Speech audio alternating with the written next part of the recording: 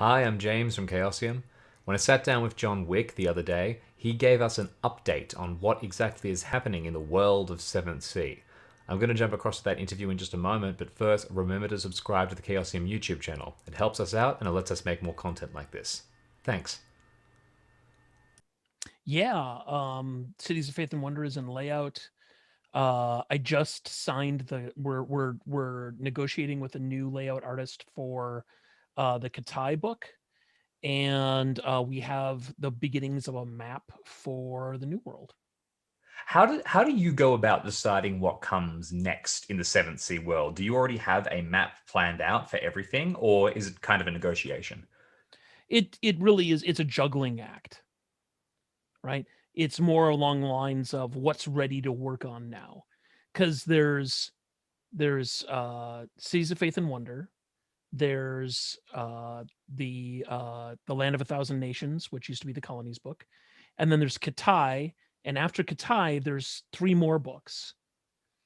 And Chaosium and I are talking about a starter kit for Seventh Sea, which has got some really cool stuff in it too. And so it's like, well, what's ready to work on? Well, we got the layout in for the first draft of the layout for Cities of Faith and Wonder, and the way that works is that the layout comes in. Thomas Deeney, who's done layout on 7th Sea before, says, here are our problems. And sometimes things are overwritten, which means that they like, for example, there's like two paragraphs of an NPC that goes from that's supposed to be on one page that flows into the next page. So I have to figure out what to cut, and that's not always easy because you lose continuity, or lose the continuity of the flow. Let's call it the flow of the narrative of the NPC. So if we cut something, the next paragraph refers to that thing that the paragraph we cut talks about. So I got to go through and make sure that's not in there. Sometimes they're underwritten, which means that I have to add a paragraph. um and then there's other problems, like there's no room for this art. We have a piece of art that illustrates something in the book and there's no room for it. So do we want to cut text, or do we want to cut the art?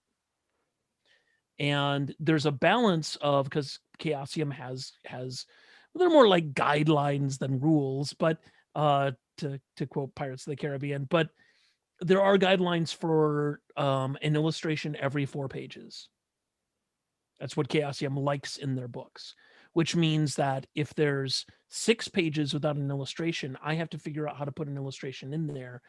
And that means cutting text. Okay, now what text do we cut? So that's what it looks like. It really is a jigsaw puzzle. And sometimes you have to make the pieces to fit it. So that's for example what's going on. And because I'm doing that on cities, it means that for 2 weeks I did no work at all on nations, on Thousand Nations, or no work at all on Katai, or really, because I'm one person, and because I am the choke point of the lines, everything has to go through me. It means I can only really focus my attention on one thing at a time. Do you find that that work where you are deciding what sections to cut, what images to include, how to format the book scratches a different part of your brain than the actual writing new content part?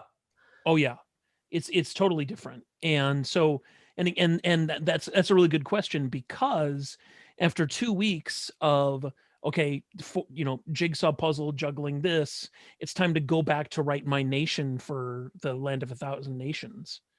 And I'm like, I'm in a totally different mindset, and I have to force myself into the, all right, what am I talking about? Oh, that's right. Derek and I were talking about rubber, actually. That Mesoamerica, South America, and North America had rubber before Europe did. They Wow. were using rubber. And so when the Europeans came over and discovered rubber, they brought it back to Europe. But our folks have it, and the 17th century Thayans don't have it, and it's going to change everything. It's going to change industry. It's going to change medicine. if you think about how much rubber we use in medicine, it's just going to change the entire thing, and it all comes from this place. And so then Derek and I have to talk about, all right, we have a different timeline, we have a different world, and in our world there is no mass extinction event that happens for our North Americans. So when Europeans show up, they don't have access to a lot of things, the same things that they did. They don't have access to how to make rubber, which means now our North Americans are like, oh, you want this and you don't know how to make it? Isn't that interesting?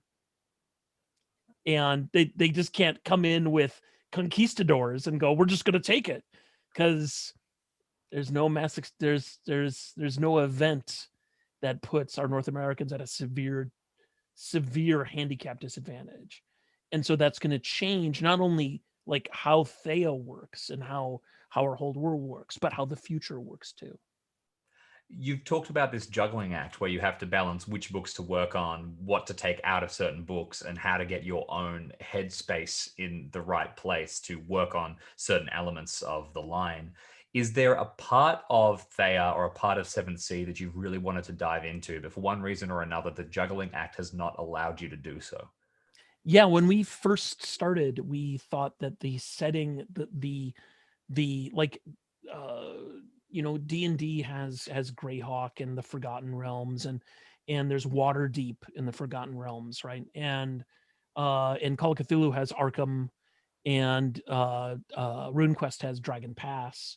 And for us, it was going to be a city called Five Sails, which is an independent city that has been owned by all of these different nations, and all these nations have these 5 different nations have a profound influence on the city, but it's a free city, so it's not owned by anybody. And that was going to be our big setting project, and that kind of got derailed by, we have to fulfill all the Kickstarter obligations and it's taken a while. So the I still like, I have pitched to Chaosium the idea of a Five Sales box set that has, and I'm really excited about all of the different things that are in the Five Sales box set.